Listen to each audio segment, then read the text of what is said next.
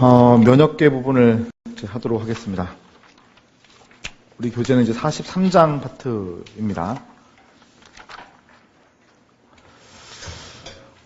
자, 이제 면역계 파트. 자, 이런 이제 표가 있죠. 자, 면역이라는 게 일어날 때 크게 두 가지로 일어난다 이렇게 표현하죠. 여기 보시면 선천성 면역. 자, 선천성 면역이다라고 하는 것은 태어났을 때부터 면역 능력을 가지고 있다. 이게 선천성 면역이에요.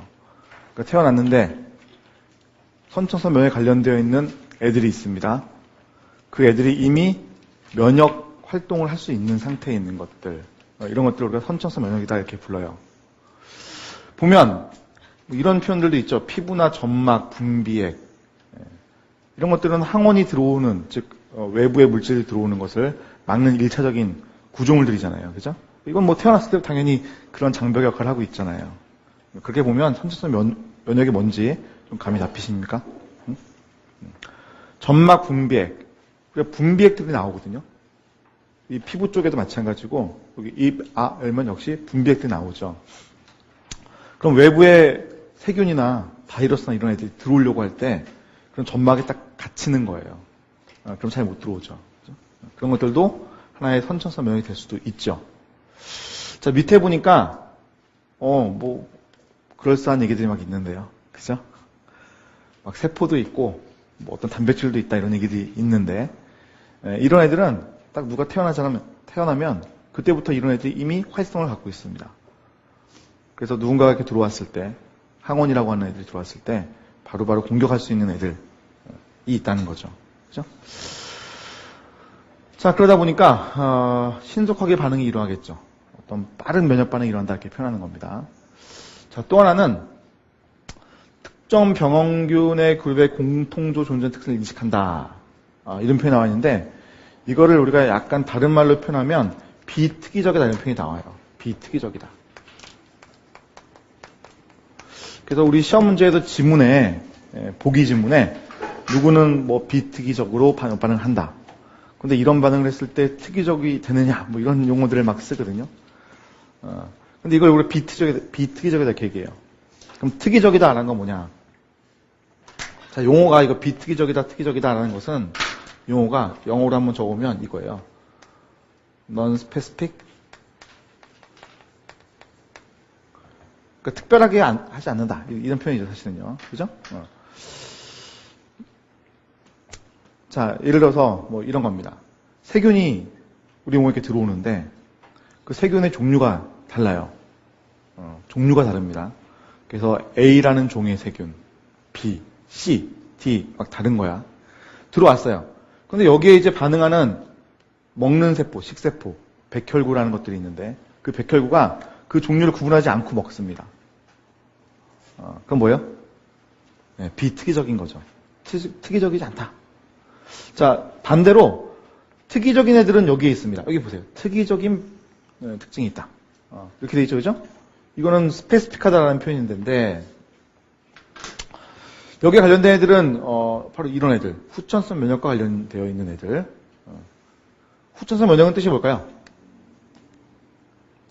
면역할 수 있는 능력을 태어난 이후에 후천적으로 얻었다. 그럼 태어난 이후에 언제 후천적으로 얻느냐? 그 항원이 들어오면 그제서야 면역 능력을 발휘할 수 있는 애들. 자, 그런 애들의 종류가 또 여기 나열이 좀 되어 있을 겁니다. 대표적으로 우리가 얘기하는 것이 B세포와 T세포. 자, 그런 애들은 특이성을 가지고 있다. 즉, 종류를 구분하더라. 즉, A라는 세균이 들어오면 A라는 세균에 면역 반응을 할 수 있는 애가 있고 B라는 애가 들어오면 B라는 것에 대해서 면역 반응을 할 수 있는 애가 있다는 거죠. 각각 특이적으로 공격하더라. 이런 겁니다. 그래서 우리가 비특이적이다, 특이적이다 이렇게 표현할 수가 있는 거예요. 자, 다시 한번 그 내용을 되짚어보면 자, 여기 보시면 이런 표현이 나와 있죠. 특정 병원군의 그룹에 공통으로 존재하는 이런 표현이 나와 있습니다. 자, 얘들은 즉 비특이적이긴 한데 세균이라는 것 자체는 인식을 하는 겁니다. 자, 우리 원핵세포에 대한 구조를 배울 때 편모를 배웠던 거 혹시 기억나십니까? 이렇게 원핵세포가 있을 때 편모. 자, 이 편모라고 하는 것이 무엇으로 이루어져 있다 이렇게 공부했었더라? 단백질 이름이 있는데 플라겔린이라는 이런 단백질로 이루어져 있다 이런 얘기를 했죠. 그래서 원핵세포라는 애들은 공통적으로 A라는 세균이 되었건 B라는 세균이 되었건 C라는 세균이 되었건 플라겔린이라는 것은 가지고 있단 말이에요. 편모의 성분 이런 걸로요. 그럼 이런 백혈구 이런 애들이 세균이 공통적으로 가지고 있는 특징, 즉 얘들이 나쁜 놈이다라는 건 구분해야 되니까 걔들이 갖고 있는 공통적인 특징, 요거는 인지하더라는 거죠. 그렇죠? 그래서 항원을 먹을 수 있긴 한데 특이적이진 않다 이렇게 얘기하는 겁니다. 항원의 종류 하나하나를 구분한 건 아니다. 세균의 종류 하나하나를 구분한 건 아니다 이렇게 얘기한다는 거지. 아시겠죠?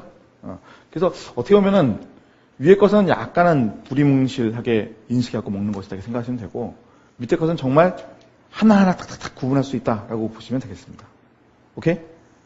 그래서 우리가 선천성 면역이라는 것이 있고 후천성 면역이라는 것이 있는데 이 위에 있는 반응이 좀 더 신속하게 또는 비특이적으로 작동하는 것이고 아래에 있는 것은 좀 더 특이적으로 특별하게 반응을 할 때 그 반응이 아무래도 천천히 일어날 수밖에 없다. 왜냐? 항원이 들어온 다음에 면역 반응이 일어나니까. 오케이? 자, 그럼 이제 이 내용을 제가 조금 더 약간 더 정리를 한번 해볼게요. 자, 우리가 면역체계에 대한 거를 공부를 하고 있습니다. 자, 우리가 면역체계에 대해서 잘 알아야 돼요. 우리 시험도 잘 나오니까. 그래서 피트 시험은 하나 이상, 미트 시험은 최소 2개에서 보통 3개가 나옵니다. 그 정도 상당히 중요한 이제 파트인데. 자, 이 면역을 이제 공부할 때 우리가 크게 2가지로 나누어 생각을 해야 돼요. 외부에서 어떤 물질이 들어오게 되면 그걸 우리 항원이라고 부르죠. 항원이란 것을 대응하는 그러한 반응들이 일어난다. 그때 선천성 면역이라는 것과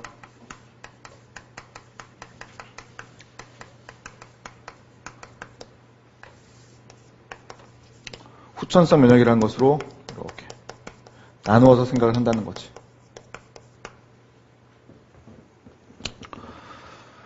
자, 선천성 면역 반응을 하는 데 있어서 이거는 뭐가 특징이라고 그랬어요? 비특이적, 그죠? 그다음 또 뭐가 특징? 즉각적인 반응.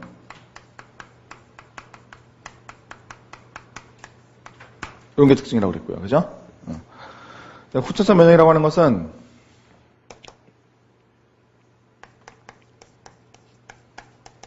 특이적. 자, 이거는 즉각적이지 않다. 약간 시간이 지연된 다음에 일어난다.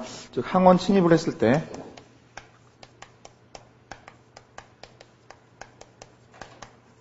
면역 반응할 수 있는 애들 이런 것들을 이제 후천성 면역이다 이렇게 부르는 거죠. 이건 원래부터 면역 반응을 면역력을 갖고 있으니까 위에는 선천성 면역은 즉각 반응이 가능한 것이고 후천성 면역은 항원이 침입한 다음에 가능한 것이고. 자, 큰 틀을 나누면 이렇게 된다.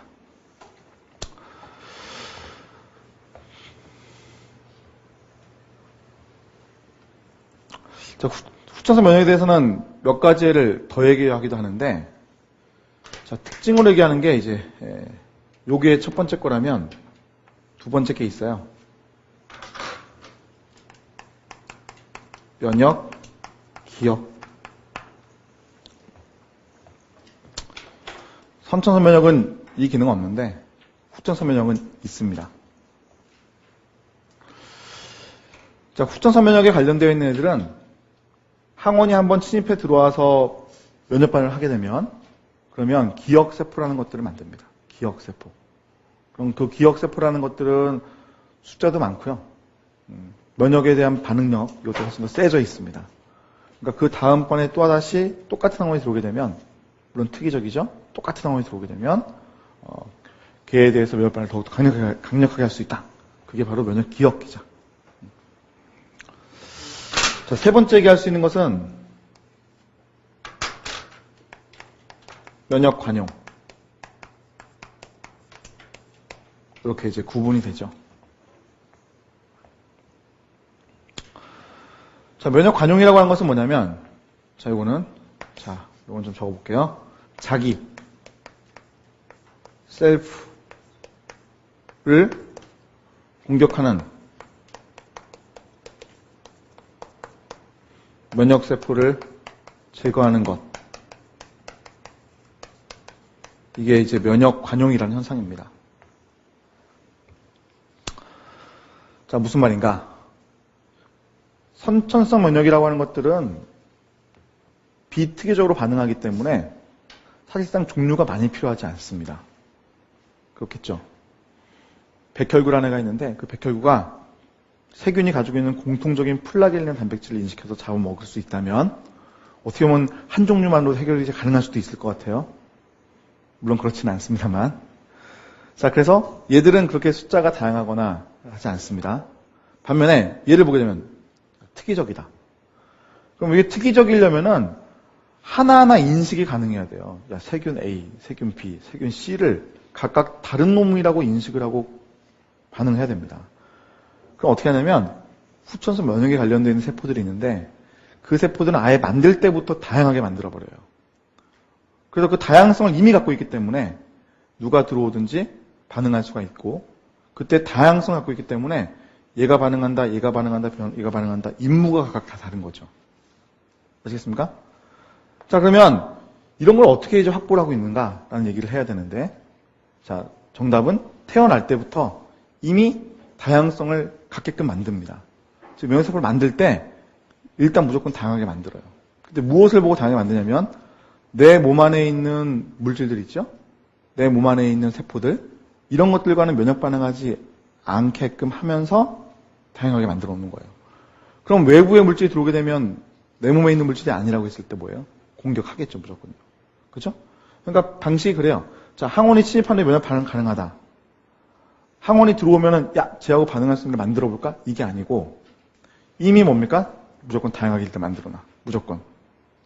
그래서 누가 들어오는지 간에 뭐야? 반응할 수 있게 하는 게 후천성 면역의 원리입니다. 그럼 무조건 다양하게 만드는데 얼마만큼 다양하게 만들어갈까요? 그 숫자는 엄청나게 많겠죠. 그죠? 엄청나게 많습니다. 그러다 보니 실수라는 것도 간혹합니다. 사실은. 다양하게 만들다 보니 내 거를 공격할 수 있는 애들도 만들어지는데 그런 것들을 면역 관용 현상에서 제거를 해야 되거든요. 그런데 실수를 간혹 할 수도 있더라는 거죠. 아시겠죠? 자, 물론 정상적으로 돌아간다면 이게 잘 일어납니다. 우리 몸이 정상적으로 잘 돌아간다면. 근데 간혹 실수를 하면 이런 것을 회피하는 일도 발생하더라는 거죠. 아시겠죠? 그래서 우리가 후천성 면역의 특징을 세 가지 줍니다. 네? 첫 번째가 특이적으로 면역 반응한다. 두 번째는 면역 기억을 한다. 세 번째는 면역 관용 현상이 있다. 그것은 선천성 면역이 가지고 있지 않은 특징이 되는 거예요. 자, 추가로 하나 더 말씀드리면 면역 관용 현상을 잘못하게 되면 어떻게 한다는 얘기야? 나를 공격할 수도 있겠죠. 그죠? 그럼 나를 공격하게 되는 현상을 뭐라고 하느냐? 자가면역 이렇게 합니다. 자가면역이라고 하는 것은 나를 공격하는 거예요. 스스로 나를 공격한다. 그래서 여러분들이 이 질환에 대해서 잘 알고 있는 게 있습니다. 류머티스성 관절염 들어봤습니까? 네. 당뇨병 들어봤습니까? 당뇨병 중에 이제 일형 당뇨병이라는 게 해당되는 사항인데 자가면역의 한 종류입니다. 자, 그런 것처럼 몇몇 예들을 우리가 쭉 공부를 하게 되죠. 그렇죠? 자, 구분 가시죠? 네. 자, 그럼 이제부터는 종류를 봐야 돼요. 선천성 면역을 하는 애들은 누구가 있을까? 걔는 무슨 일을 하지? 무슨 일을 하지? 무슨 일을 하지? 무슨 일을 하지? 이렇게 나눠야 돼요. 후천성 면역을 하는 애들은 누구가 있을까? 얘는 무슨 일을 하지? 무슨 일을 하지? 무슨 일을 하지? 이렇게 나눠야 되는 거예요. 오케이? 자, 그러면 좀 나눠볼게요. 자, 여기 종류를 나눠봅니다. 선천성 면역의 종류.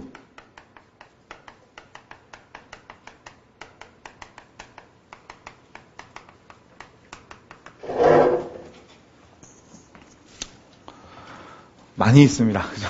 얘들은 종류가 상당히 많이 있거든요. 그 중에 가장 잘 내는 것들을 좀 몇 개 열거를 해보면, 첫 번째, 보채라는 게 있고요. 두 번째, 염증 반응 세 번째, 인터페론. 네 번째, NK세포라는 자연 살생세포.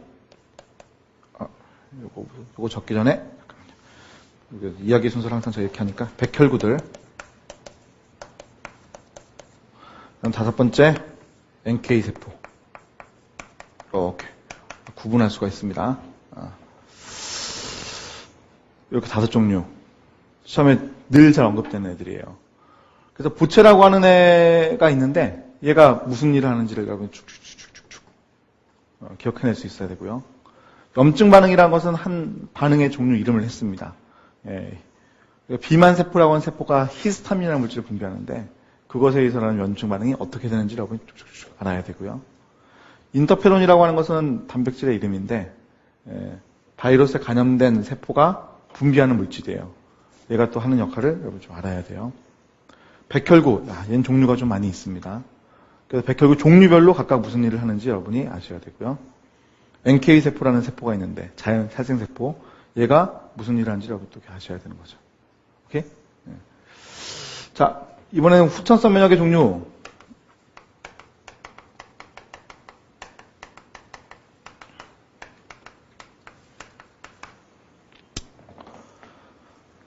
자, 첫 번째, 비세포라는 애가 있습니다. 비세포.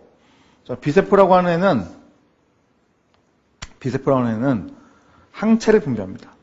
항체를 어떻게 한다고요? 분비한다고 그랬습니다. 분비. 그럼 세포가 분비를 하면 그 분비된 항체는 세포가 갖고 있는 게 아니죠. 말 그대로 분비됐으니까. 근데 이 비세포가 항체를 분비하다 보니까 세포 밖으로 나갔다 보니까 그게 결국 액 안에 있잖아요. 그죠? 우리 체액 안에 있잖아요. 그죠? 그래서 이 비세포라는 것이 체액성 면역을 하는 겁니다.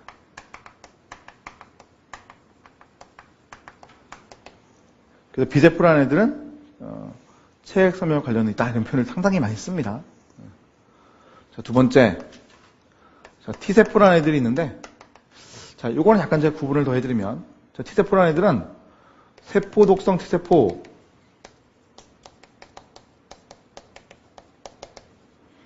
두 번째, 도움 T세포, 이렇게 나눌 수가 있어요.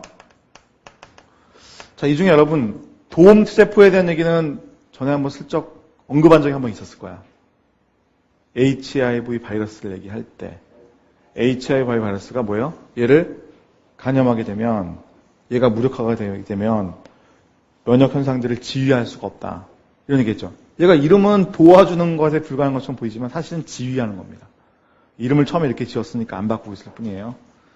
얘가 이런 애들, 여기에 있는 이런 애들을 다 지휘합니다. 어떻게 행동을 해. 아시겠죠? 얘가 지휘자인데 얘가 무력화가 되었다. 그렇다면 면역이 안 되는 거죠. 그죠? 그래서 면역 결핍 현상이 발생합니다. HIV는 선천적으로 들어온 게 아니죠. 원래 태어날 때 그때 갖고 태어나지 않지 않습니까? 후천적으로 들어오니까 후천성 면역 결핍증. 자, 세포 독성 T세포라는 것 같은 T세포인데 유래는 즉 같습니다. 유래는 같은데 얘는 지휘하는데 얘는 직접적으로 감염된 세포, 암세포를 없애는 역할을 합니다. 그래서 이름을 세포를 죽이는 역할을 한다. 감염된 세포나 암세포를 죽인다. 세포 독성 T세포 이렇게 표현했습니다. 얘는 이거 약간 대비된 용어로 쓴 겁니다. 세포성 면역을 한다. 세포 자체가 면역 능력을 가지고 있으니까 뭔가 분비해가지고 하는 게 아니니까 우리가 세포성 면역한다 이렇게 표현을 합니다. 자, 그래서 우리가 등장인물들 좀 봤죠, 그죠? 여기에도 뭐 사실은 더 많은 종류도 있을 것이고 여기에도 좀 몇 개 더 있긴 한데 우리가 이 정도의 내용을 아시면 충분하죠. 응? 우리 시험 문제는 면역의 술제가 되잖아요. 이걸 다 뭉뚱그려 술제하는 겁니다. 그래서 어떤 면역 반응을 일으키는 실험들을 이렇게 보여주고 이 안에서 이런 현상을 여러분이 추론하게 하는데 그때 여기에서 뭐가 일어나는지를 여러분이 알아내야 되는 거예요.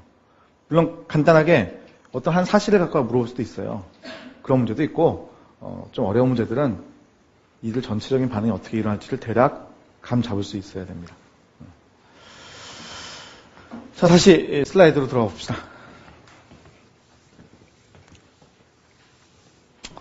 자, 이제 이 표가 좀 더 이제 잘 이해가 될 겁니다.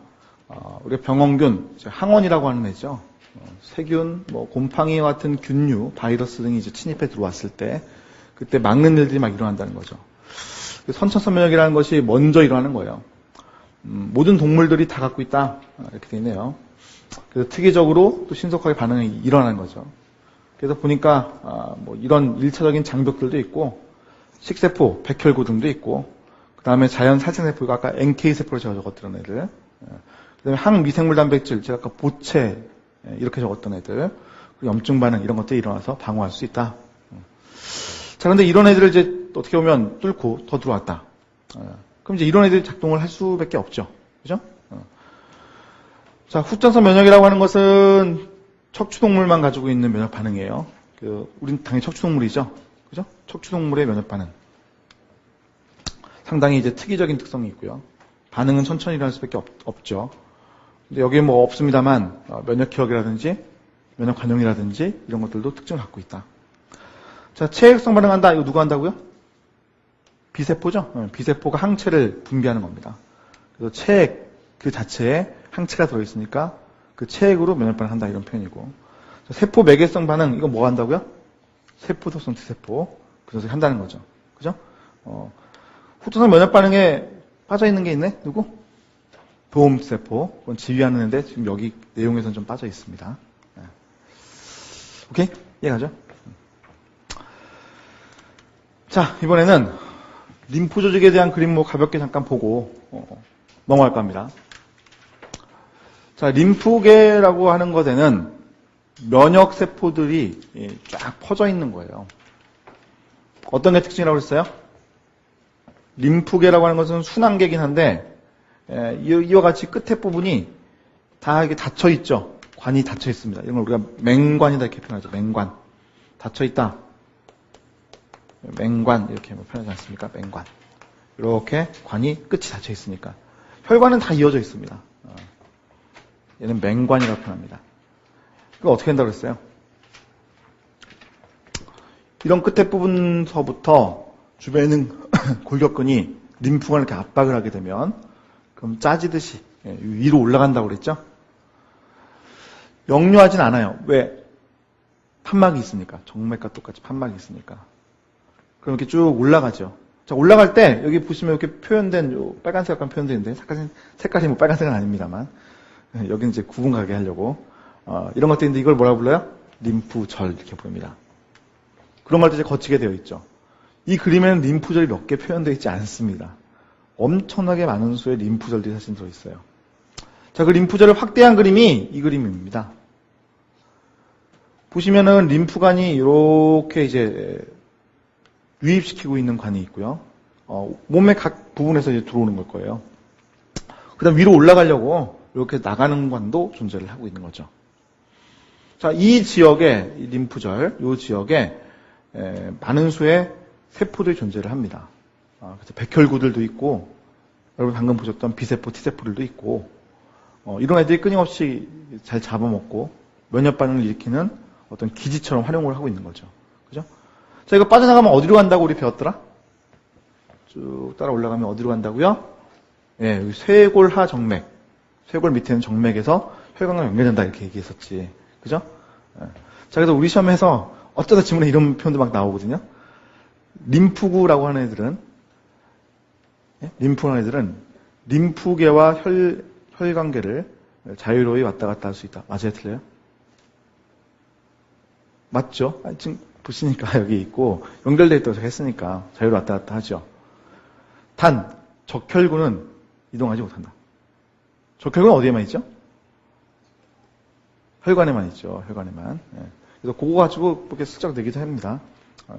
백혈구, 적혈구 등은 이렇게 하고 탁 나가면 적혈구 때문에 틀린 거고요. 그죠?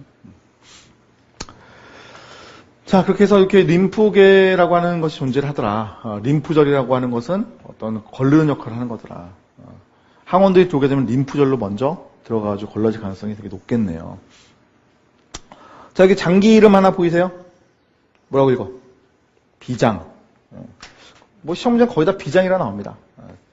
지라라는 표현이 있을 수도 있고요. 자, 비장이라고 하는 것은 가장 큰 림프절 조직입니다.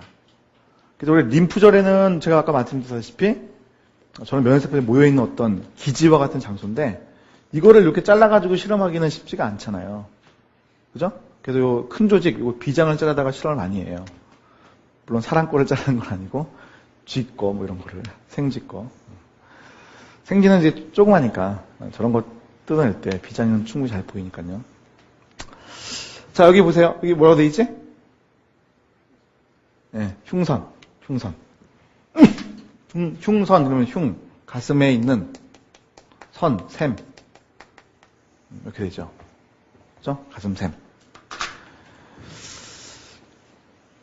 조금 주의하실 게 있는데, 요 비슷하게 생긴 모양인데, 여기 나비 목태, 나비 모양처럼 이렇게, 나비 네태 모양처럼 이렇게, 목에 있는 게 있습니다.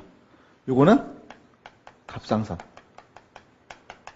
갑상선하고 흉선은 다릅니다. 흉선은 가슴 쪽에 있는 거고, 갑상선은 저희 목 쪽에 있는 거고.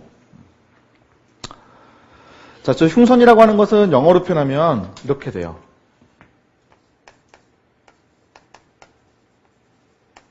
자, 간단 퀴즈. 흉선에서 만들어지는 것은 B세포일까요? T세포일까요? 자, 영어 표현 보시고. 예, T세포죠. 예, T세포입니다. 그래서 이름을 이렇게 지은 겁니다. 즉, 혈액에 떠돌아다니는 세포들, 면역세포들은 일단 생성되는 곳은 다 어디예요? 골수입니다. 골수. 뼈의 안쪽에서 만들어지는데 그거를 분할을 시켜가지고 뭘로 만들까를 결정을 할 때 B세포라는 것은 골수에서 만들어지게 분화가 되게끔 되어 있어요. 골수에서. 그래서 B세포가 어떻게 보면 이렇게 외우십시오. B세포라는 것은 뼈에서 만들어진다. 본. 그죠? 골수는 본, 매로 이렇게 얘기하거든요. 근데 T세포라고 하는 애들은 골수에서 일단 만들어지긴 하는데 이동합니다. 어디로? 일로. 그래서 어떻게 돼요? 흉선에서 T세포라는 걸로 분화가 일어납니다. 그래서 실질적으로 T세포가 최종적으로 만들어진 곳은 어디예요? 흉선인 거죠. 오케이? 미분화되기 전 단계는 당연히 골수지만 분화가 될 때에는 저 가슴샘에서 만들어진다. 그래서 우리가 이렇게 표현합니다. T세포는 골수에서 생성되나 흉선에서 분화된다. 이렇게 표현하죠. 그래서 거기 분화된 장소를 따와가지고 T세포를 이렇게 얘기를 한 겁니다. 이해하시죠? 자, 그럼 이제부터는 여러분 하나하나씩 등장인물들이 있었는데 그 등장인물들이 무슨 일을 하는지를 제가 말씀을 좀 드릴 거예요. 자, 먼저 얘기하는 것 보체에 대한 얘기를 먼저 해야죠. 우리 캠벨 교재에는 보체에 대한 그림이 없습니까? 제가 여기다 적어야 될 것 같은데. 선천성 면역 종류 중에서 이제 보체입니다. 이거는 우리가 다 알고 하는 게 좋겠습니다. 자, 보체라고 하는 애들은 요거는 간에서 생성이 되죠.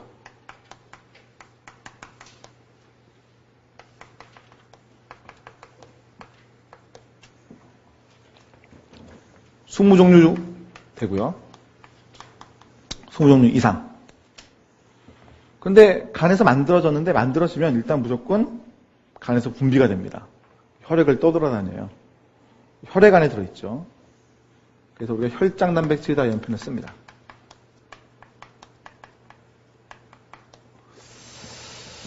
자, 우리가 혈장이라는 용어가 등장했으니까 제가 이거 참고로 좀 말씀을 드려보면 우리 혈액이라는 게 있죠? 혈액은 영어로 뭐라고 하지? 그죠? blood. 자, 이 혈액이라고 하는 것은 세포하고 셀, 혈장으로 이루어져 있는 겁니다. 혈장을 영어로 표현하면 플라즈마. 오케이? 이렇게. 그래서 세포, 뭐 적혈구, 백혈구 이런 것들은 세포. 그 다음에 혈장. 우리 전에 한번 봤죠? 그림. 원심 분리를 했을 때 그 위에 떠 있는 거. 그걸 혈장 이렇게 얘기했잖아요. 그죠? 자, 하나 용어 더 말씀드릴게요. 자, 그럼 혈장에는 액이고 여기에는 뭐 단백질들 들어있다, 무기염류 들어있다 이런 얘기를 했잖아요. 근데 이 혈장에서 응고가 되는 데 필요한 물질들이 있었죠? 그 물질들을 싹 제거를 하게 되면 혈청이라는 게 나옵니다. 그래서 이 혈장이라고 하는 것은 혈청, 씨럼 더하기 응고물질. 그래서 응고물질을 빼게 되면 혈청이 되는데 혈청으로 응고가 안 되겠죠. 그래서 우리가 실험을 할 때 혈청 가지고 실험한다 이런 표현을 많이 쓰거든요. 여러분이 막 그 좀비 영화 이런 거 봐도 예? 야 이거는 좀비를 갖다 물리칠 수 있는 뭐 약이야 하면서 가져오는데 무슨 혈청 뭐 이러면서 얘기를 합니다. 그죠? 영화 속에서도 그때 이거 말하는 거예요. 오케이? 자, 여기에서는 뭐 이렇게 표현했습니다. 보채라고 하는 것은 간에서 생성된 20종류의 혈장 단백질이다. 그래서 혈액을 먼저 떠돌아다니고 있다 이렇게 표현한 거죠. 그죠? 한번 지울게요. 자, 그럼 이게 떠돌아다니는 요 보채가 20종류가 있다고 그랬는데 얘들이 떠돌아다닐 때에는 별다른 기능을 발휘하지 못합니다. 그러다가 얘가 반응을 해야 될 어떤 대상, 항원, 뭐 대표적으로 세균인데 항원을 만나게 되면 그제서야 이제 활성화가 됩니다.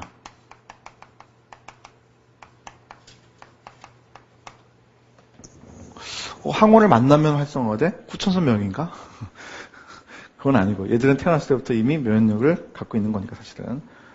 그리고 특이적이진 않으니까. 그래서 항원을 만나게 되면 이제 활성화가 되고 반응이라는 게 일어난다는 거죠. 반응이. 자, 그럼 어떻게 이제 반응이 일어나는가? 자, 반응은 크게 세 가지인데 첫 번째는 옵소나.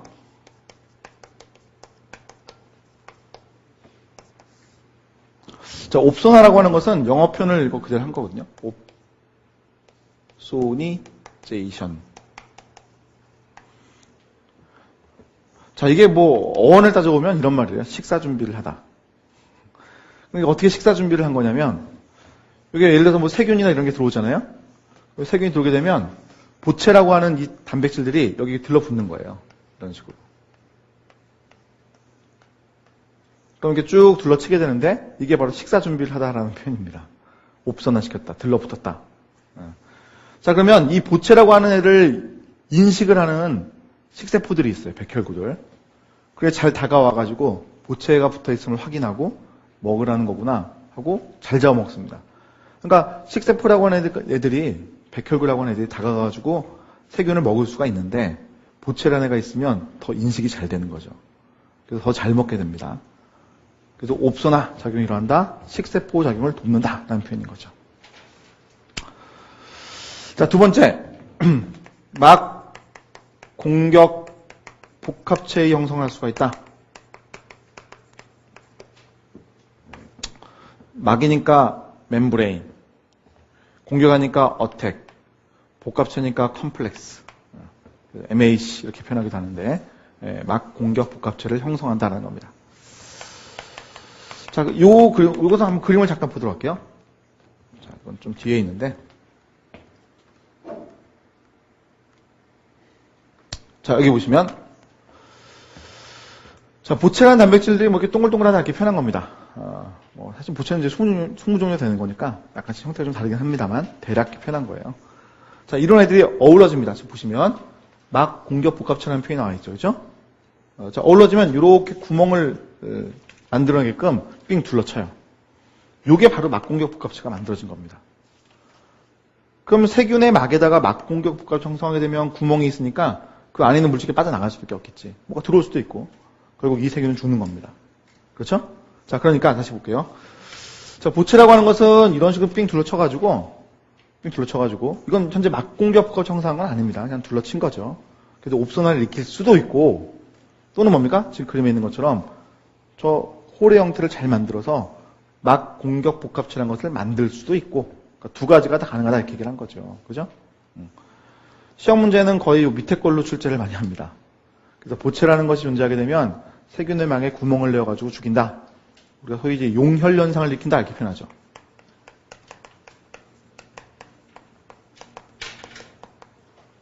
용혈이라는 것은 저와 같이 구멍을 내는 걸 말합니다. 헤몰라이시스. 자, 마지막으로 보채라고 하는 것이 염증 반응을 촉진할 수 있습니다.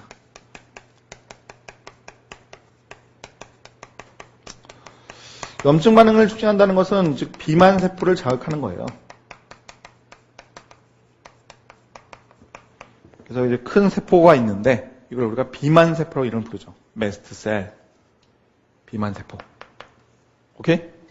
그래서 이제 보채라는 단백질 특징들 한번 이렇게 쭉 적어봤어요. 이것들 잘 기억하시고 특히 이제 기능들 이 세 가지가 있다는 걸 알아놓으셔야 돼요. 자, 이번엔 염증 반응에 대한 얘기를 한번 해보도록 합시다. 이쪽.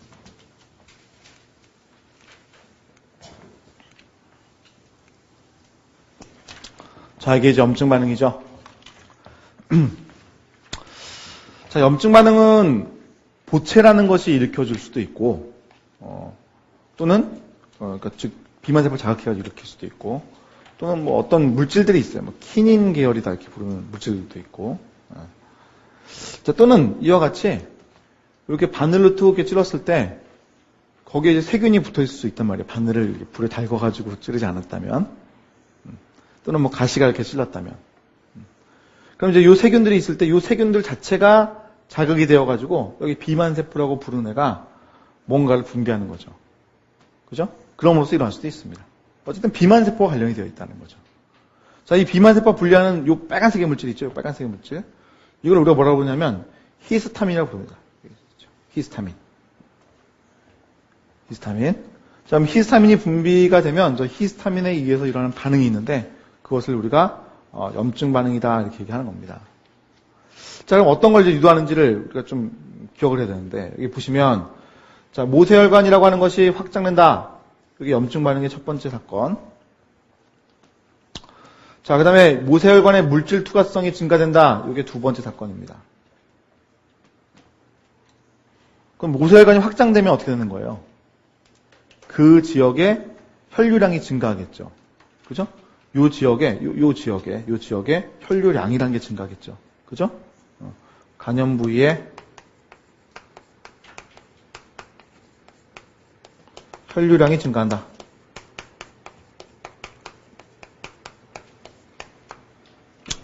자, 그리고 물질 투과성이 증가되었다. 그럼 물질이 이렇게 빠져나가는 거죠. 지금 그래에 보니까 뭐 이런 세포들조차도 막 나가는 것들도 있어요. 백혈구들. 적혈구는 빠져나가지 않습니다. 그죠? 막 빠져나간다. 그럼 빠져나가게 되면 이 지역의 삼투압이라는 것, 삼투몰이라는 게 올라가요, 낮아져요? 당연히 올라가죠. 그럼 물은 어느 쪽으로 이동하지? 바깥쪽으로. 그림 보면 약간 이렇게 올라가게 지금 그려놨는데 부어오릅니다. 그렇죠? 자, 이거 부어오른다.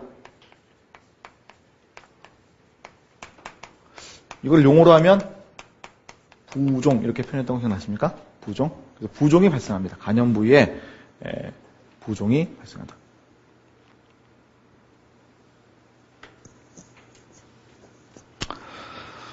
자, 혈류량 증가했어요. 그 지역이 온도가 내려가겠습니까? 아니면 올라가겠습니까? 올라가죠, 그죠? 열 발생한다. 이렇게. 그죠? 이런 것들은 뭐예요? 전부 다 염증 반응의 특징. 자, 빠져나간 애들 아까 있다고 그랬는데, 이 빠져나간 애 누구냐면, 자, 우리가 그 백혈구 중에 한 종류인데, 호중구라고 부르는 애가 있습니다. 호중구. 그래서 호중구가 빠져나가서 면역작용, 식세포작용을 하는 거예요. 지금 보시면 막 잡아먹고 있죠? 그죠? 염증 반응이 일어날 때 누가 제일 많이 나간다? 호중구라는 애가 많이 나간다라는 겁니다. 호중구는 호, 좋아한다. 중성을 이렇게 표현한 겁니다. 그죠? 그래서 호산구라는 애도 있고, 호염구라는 애도 있습니다. 염기성 염료로, 염색약으로 염색을 해서 잘 된다. 호염구. 산성 염색약으로 염색을 해서 잘 된다. 호산구. 얘는 그게 아니니까 호중구 이렇게 표현한 겁니다. 근데 그렇게 염색약, 무엇으로 염색이 잘 되는가로 구분했는데, 그 중에 호중구라고 하는 애가 염증 반응에 관련된 일을 되게 많이 하는 거죠. 우리가 그 면역계는 전쟁하는 것과 비슷하다 생각했을 때, 얘는 고병이라고 우리가 생각을 합니다. 걸어가가지고 최일선에서 싸우는 애들. 그래서 이렇게 간염이 되면 제일 먼저 가가지고 싸우는 애들, 이런 게 호중구죠. 우리가 어떤 상처된 부위, 그 부위에 오랫동안 간염이 있게 되면 고름이 막 생깁니다. 고름. 그 이유는 이 호중구라는 애들이 싸우다가 죽은 시체. 그런 게 이제 사실 고름이죠. 응? 자, 염증 반응 이렇게 특징들 잘 기억하시고. 자, 그 다음 이제 바로 우리 교재는 특이점으로 가는데 우리 다른 것도 좀 있으니까 좀 더 정리를 좀 해보면. 자, 우리 두 번째 염증 반응은 봤고, 교재에 그림이 잘 나와 있으니까. 자, 그 다음에 세 번째, 인터페론, 이거 잠깐 얘기해보면.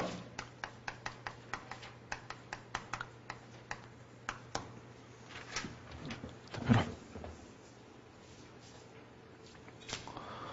자, 인터페론이라고 하는 것은, 요거는 바이러스에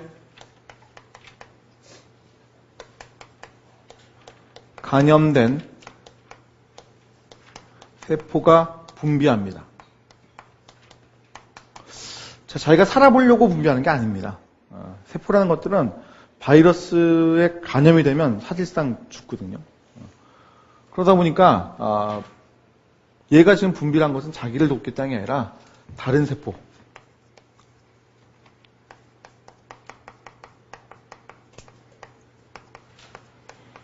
감염되지 않은 비감염 세포를 보호하는 역할을 한다.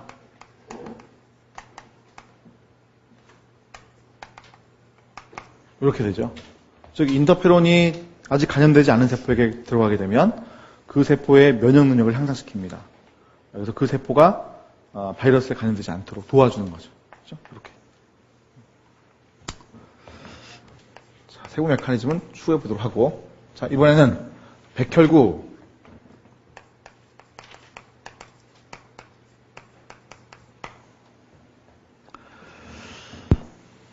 자, 백혈구라고 하는 애를 제가 아까 구분 잠깐 해줬는데요. 어떻게 했더라? 호중구. 두 번째, 호산구. 세 번째, 호염구. 그죠? 호중구라는 애들은 뭐 이렇게 잘 잡아먹었어요? 그죠? 염증반이 일어나면 나가가지고 잘 잡아먹었어. 잘 잡아먹으니까 이걸 우리가 식세포라고 얘기하겠죠? 이게 식세포입니다. 무슨 반응할 때 주로 관련되어 있다고요? 염증 반응할 때 주로 관련되어 있죠. 그죠? 혈중에서 가장 많다.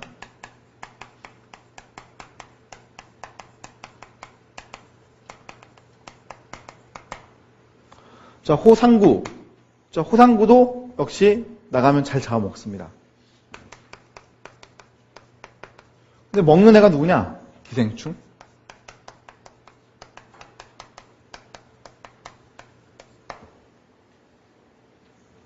자, 호염구. 자, 얘는 여러분 식세포가 아닙니다. 주의. 얘는 식세포가 아닙니다. 염기성 염색약에서 염색이 되는데, 쟤는 식세포가 아닙니다. 얘는 뭘 하는 거냐면, 비만세포를 자극해서 염증 반응이 일어나게끔 히스타민 분비를 촉발시키는 거예요. 그래서 얘는 염증 반응을 유도한다 이렇게 하겠습니다. 염증 반응을 유도하는 역할을 한다. 오케이?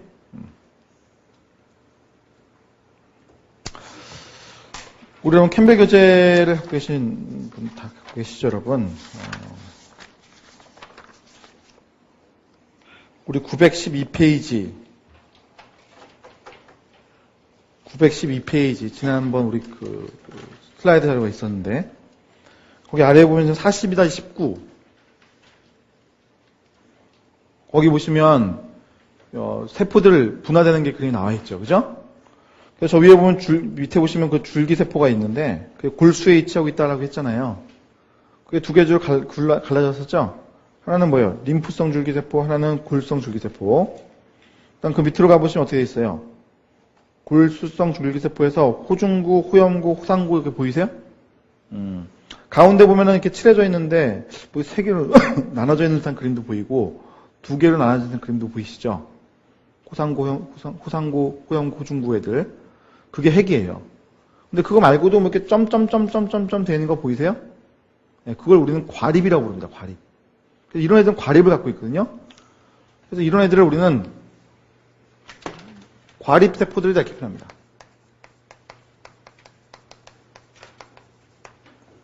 오케이? 이거는 과립세포들이다 이렇게 표현합니다. 그 다음 그 아래쪽에 보시게 되면은, 단핵구라고 보이세요? 보이시죠? 그 단핵구에 이게 또 막 점점점 있는 것 같은데 사실은 그게 잘 안 보입니다. 이 그림이 좀 이상하게 그려져 있는 것이지. 그래서 단핵구라는 것은 거의 깨끗하게 핵만 들어가 있습니다. 사실은. 그래서 과립세포라는 것들도 백혈구, 둘의 한 종류고, 구분을 이렇게 세 가지로 할 수가 있고, 단핵구라는 하나가 있는데 걔들은 두 가지로 우리가 보통 나눠서 얘기합니다. 잠깐 여기 볼게요. 자, 우리 네 번째. 수지상세포. 다섯 번째. 대식세포. 얘들은 단핵구에서 유래되었다. 수지상세포에 대해서는 약간 유래를 다르게 표현하시는 분들도 있긴 있는데 일단은 이렇게 묶어둡시다. 자, 이렇게 두 개 세포를 나눌 수가 있어요. 자, 수지상세포라고 하는 애는 식세포 작용을 합니다.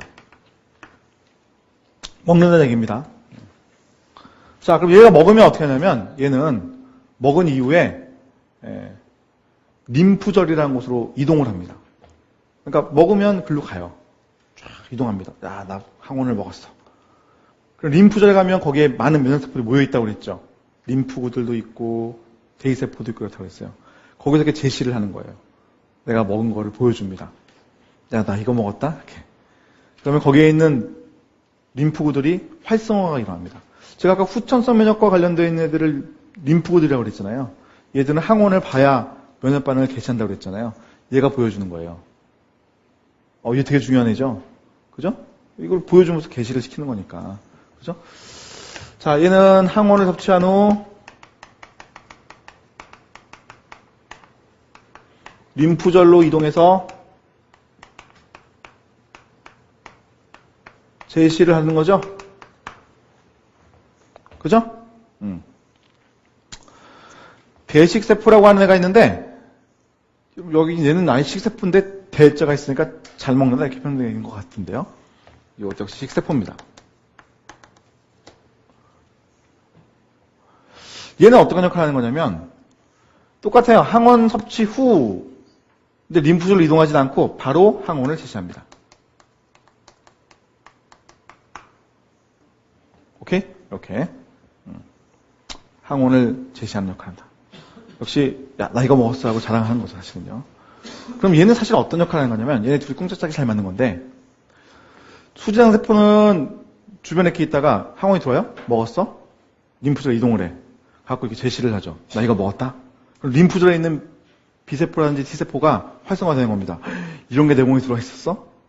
그 중에 야, 네가 반응할 수 있는 것 같은데 특이점만 반응하는 거니까 네가 반응할 수 있는 건데 그럼 걔가 가가지고 혈관따라 돌아다니겠지. 그럼 돌아다니다가 야 감염된 놈들 어디로 들어온 거야? 하고 찾고 있는데 대기세포가 딱 거기 또 있겠죠. 대기세포는 또 퍼져 있으니까 잘 먹고 거기서 제시하고 있는 겁니다. 그 자리에서 제시를 이렇게 하고 있는 겁니다. 유도물질 내놓고 있겠지. 일로 와. 그럼 거기 가가지고 면역반응을 또 한 번 하는 거죠. 그죠? 그래서 얘네 둘이 꿍짝짝이 잘 맞아서 항원을 이렇게 제시하면서 계속 유도를 해내고 있는 거예요. 주차 요원처럼 이렇게 쫙 유도를 하는 거죠. 그럼 그저 가가지고 면역반응이 잘 일어난단 말이죠. 이해가요? 되게 중요한 애들이에요. 선천성 면역을 합니다만 얘들 자체는 후천성 면역을 유도할 수 있는 애들인 거죠. 그죠? 항원을 제시하기 때문에 이런 애들을 우리는 엔티젠 프리젠팅 셀이다. 즉 항원, 엔티젠, 프리젠팅 보여준다. 세포, APC 이렇게 표현합니다. 수지상세포라든지 대기세포는 APC예요. APC는 크게 세 가지가 있는데 수지상세포, 대기세포, 또 하나는 B세포. B세포도 항원 제시할 수가 있습니다. 일단은 뭐 이렇게 두 가지만 일단 얘기합시다. 자, 그 다음 6번 NK세포, 자연 살생세포라는 게 있습니다. NK세포. 자, 얘는 사실 백혈구라고 하기에는 좀 그렇긴 한데 어쨌든 뭐 끼워줍시다. 자, NK세포라고 하는 애는 자, 여러분 우리 그 교재를 보십시다. 42-19에서 보시게 되면 림프성 줄기세포라는 게 있죠? 왼편에. 예? 림프성 줄기세포에서 뭐가 만들어져? 림프구가 만들어져요. 비림프구, T림프구. 근데 NK세포도 여기에 있어요. 약간 특이하죠, 그죠? 얘는 림프구성입니다. 림프구성 세포로부터 유래된 애가 NK세포. 그런데 하는 역할은 선천성 면역의 역할을 한다라는 겁니다. 그럼 얘는 이제 뭘 하는 거냐면 바이러스에 의해서 감염된 세포 또는 암세포를 죽이는 건데 먹어서 죽이는 게 아니라 죽으라는 명령을 내려서 죽입니다. 즉 세포 사멸로 제거한다. 세포 사멸 이거 여러분 에이팝토시스, 자살 뭐 이런 겁니다. 그죠? 세포 사멸, 자살, 죽도록 유도하는 것, 에이팝토시스, 죽도록 유도하는 것 이거예요. 오케이? 이해하죠? 자, 이 감염된 세포와 암세포라고 하는 것은 NK세포에서 죽음을 맞이할 때 어떤 애들이 죽는 거냐? 일형 MHC가 없다. 자, 일형 MHC는 메이저 히스토 컴패티빌리티 컴플렉스, 주 조직 적합성 복합체라고 부르는 것의 이형인데 그게 없다 이렇게 표현한 거예요. 자, 쉽게 생각해서 뭐냐면 얘는 명찰과 같습니다. 즉 내 몸에 있는 세포들은 명찰들을 가지고 있어요. 야, 나는 최성윤 세포야 하고 명찰들을 쫙 갖고 있는 거죠. 면역세포들이 돌아다닙니다. 최성윤 세포라고 적혀있는 거 쓰면 안 죽여요. 일형 MHC 갖고 있으면 안 죽입니다. 근데 일형 MHC가 없어. 명찰을 잃어버렸어. 혹은 외부에 들어온 걸 수도 있겠죠. 그럼 뭐예요?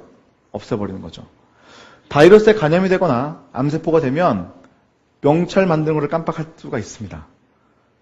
아시겠습니까? 명찰을 깜빡할 수가 있습니다. 그래서 일형 MHC가 없는 것들은 없애버리는데 그러다 보면 얻어 걸리는 게 당연히 바이러스 감염세포나 또는 암세포라는 거죠. 오케이? 이해가요? 그럼 얘가 없는 걸 그냥 인식해서 없애버리는데 이들의 종류를 구분하지 않잖아요.